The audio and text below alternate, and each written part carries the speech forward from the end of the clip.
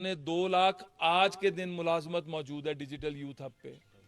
अगर आपने पढ़ना है, आपको स्कॉलरशिप चाहिए, आपके लिए स्कॉलरशिप्स मौजूद हैं पाकिस्तान और पाकिस्तान से बाहर। आपके लिए स्पोर्ट्स में जाना है, आईटी में जाना है, साइंस एंड टेक्नोलॉजी में जाना है, आर्ट एंड कल्चर में जाना है, हर चीज की अपॉर्चुनिटी मौजूद है। तो आज के बाद आपको अपने बच्चों के लिए चक्कर नहीं लगाने पड़ेंगे, इज्जत से उनको आगे बढ़ने का मौका मिलेगा।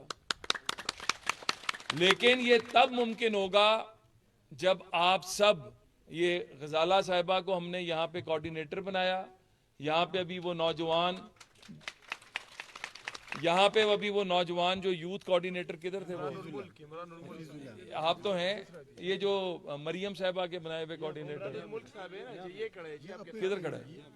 हाँ, तो जितना जोश आपने शिकवे शिकायत में लगाया, उतना जोश ये रजिस्ट्रेशन में लगाएं, कोई आपको नहीं रोकेगा। आप टीम के साथ हैं हमारे, क्योंकि हम सब, जिसने भी मुस्लिम लीग का झंडा उठाया उसने असल में पाकिस्तान का झंडा उठाया।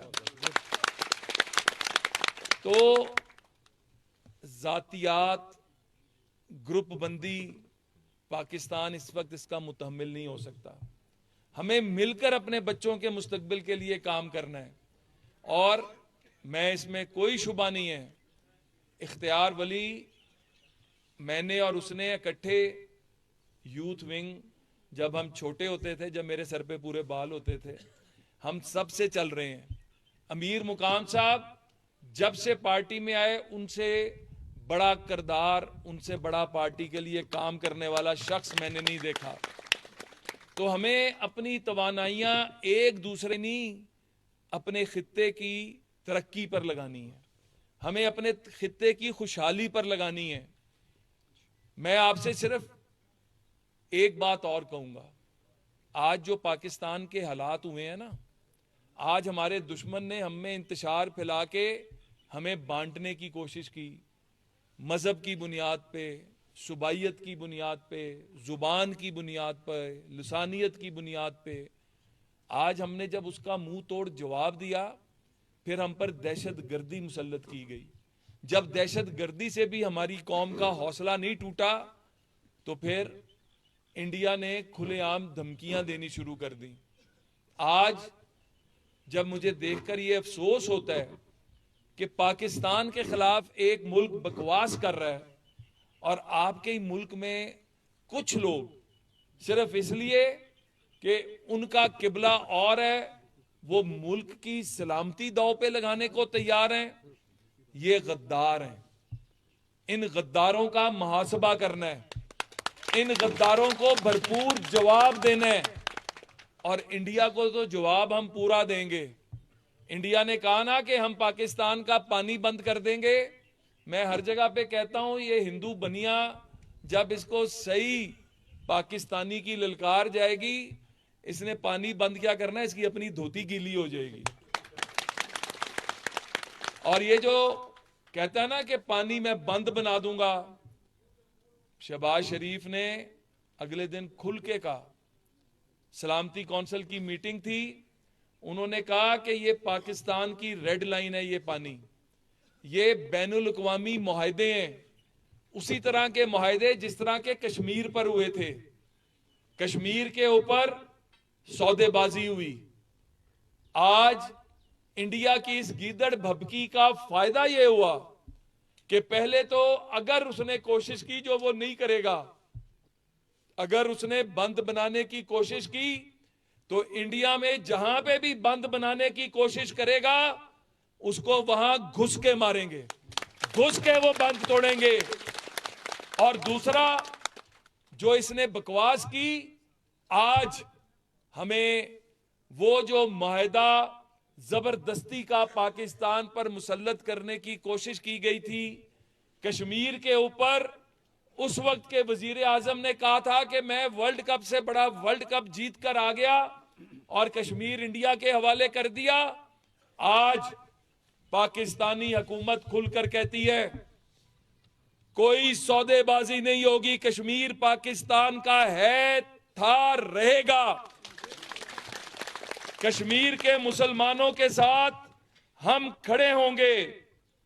हम एक और बात पर हमें फख्र है कि दुनिया के अंदर अक़वाम मुत्तहिदा में जाके हर कोई तकरीर करता था, अमल नहीं करता था।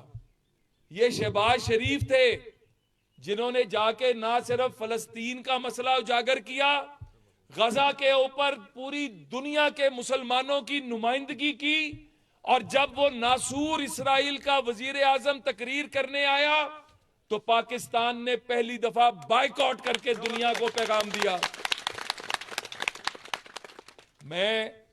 हम बातें नहीं करते, हम काम करते हैं। आज सुबह मैं जब यहां पर आ रहा था, कल यहां के सफर से पहले मैंने अपने मोहतरम लीडर शहबाज शरीफ साहब से बात की और ये जो आपकी जितनी जायज मुतालबात हैं, एक ही पैगाम दूंगा कि इस बजट के अंदर आपके दानिश स्कूल के पैसे और हॉस्पिटल के पैसे हुकूमत पाकिस्तान रख के आपको यह तोहफा देगी।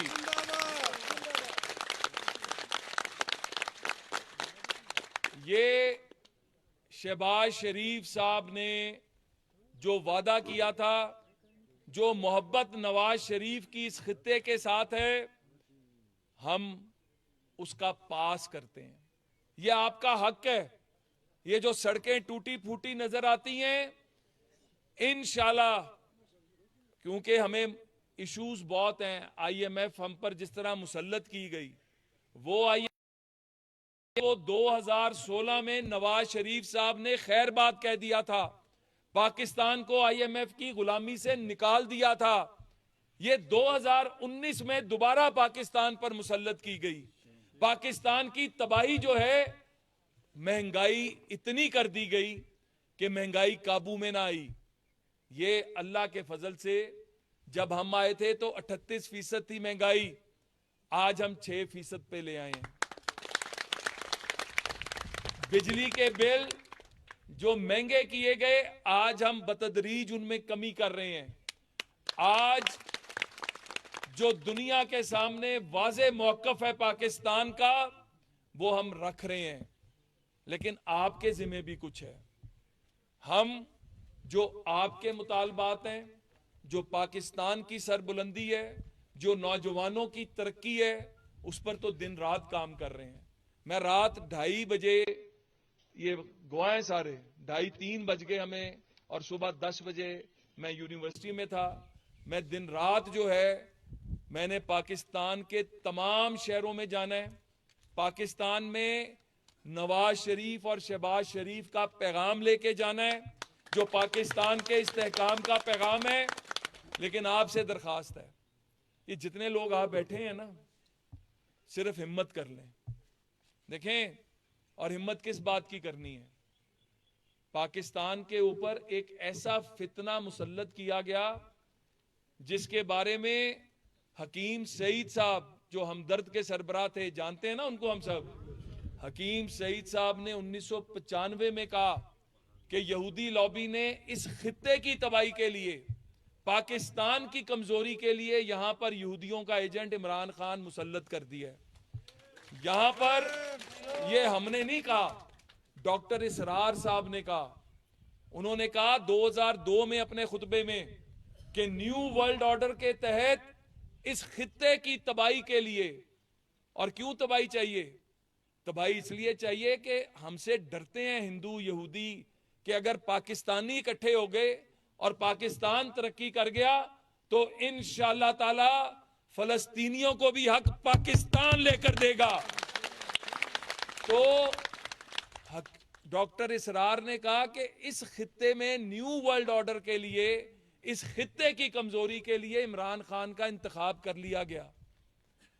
अब्दुस्तार ईदी ने 2005 में कहा कि मुझे बुलाकर कहा गया कि इमरान खान का साथ दो, इसकी जो साजिशें हैं उसमें साथी बनो, और जब मैंने इनकार किया तो मुझे जान से मारने की धमकी दी गई। ये कोई नवाज शरीफ, शहबाज शरीफ नहीं कह रहा, ये वो लोग कह रहे हैं जो पाकिस्तान के सर के माथे का झूमर हैं। वो खुल खुल कर बता रहे हैं कि आपके ऊपर एक फितना मुसल्लत किया जा रहा है और वो फितना बता रहा है। कभी उसका कोई बंदा कहता है कि अल्लाह माफ करे कि नबियों से बढ़ के पॉपुलर है, नाउज बिल्ला। कभी कहता है वो खुद के मुझे तैयार किया जा रहा है। तैयार तो नबियों को किया जाता है। और हजरत मोहम्मद सल्लल्लाहु अलैहि वसल्लम के बाद नबूवत का खात्मा हो गया। जो बगैरत इस तरह की बकवास करते हैं उसका मुहासबा करने का वक्त आ गया है। और आज पाकिस्तान को सही मानों में अपने पैरों पर खड़े होने का वक्त आ नहीं गया, हम खड़ा कर चुके हैं। आज वो दुनिया जो पाकिस्तान की तरफ देखती नहीं थी, आज पाकिस्तान सलामती कौंसिल का मेंबर 187 वोटों से बना। दुनिया ने वोट दिया, हमारी लीडरशिप पर एतबार किया। शहबाज शरीफ पर दुनिया का एतबार देखें कि हर मुल्क पाकिस्तान आकर इन्वेस्टमेंट कर रहा है। और अक़वाम मुत्तहिदा में मुखालफत किसने की? इंडिया और इसराइल ने। ये कभी पाकिस्तान के दोस्त हो सकते हैं? तो फिर हमारे लोग जो उनकी दोस्ती में मरे जा रहे हैं, अब उनको मारने का वक्त आ गया है। मेरे दोस्तों, भाइयों, बुजुर्गों, ये मुल्क बड़ी कुर्बानियों से हासिल हुआ। आपके बड़ों ने इस मुल्क की कुर्बानियों में इस मुल्क को बनाने में अपना हिस्सा डाला। आज इस मुल्क की सलामती, इस मुल्क की तरक्की में अपना हिस्सा डालने का वक्त आ गया है। वो तमाम प्रोजेक्ट जिनकी मैंने बात की, अगर आप सिर्फ नीयत से, मैं और कुछ नहीं कहता, अपर और लोअर चित्राल को ही ये पैगाम लेके चले जाएं तो आप अपना फर्ज अदा कर देंगे। और ये जो मेरे भाई ने बात की कि 20 साल मुस्लिम लीग नजर नहीं आती, अगला इलेक्शन मुस्लिम लीग का है। यहां पर उम्मीदवार हमारे जीतेंगे क्योंकि काम कर रहे हैं, काम करके दिखा रहे हैं, ग्रास रूट लेवल तक जा रहे हैं। और इंशाल्लाह मुस्लिम लीग की कामयाबी में पाकिस्तान की तरक्की है। नवाज शरीफ के नजरिए की कामयाबी में पाकिस्तान के नजरिए की कामयाबी है।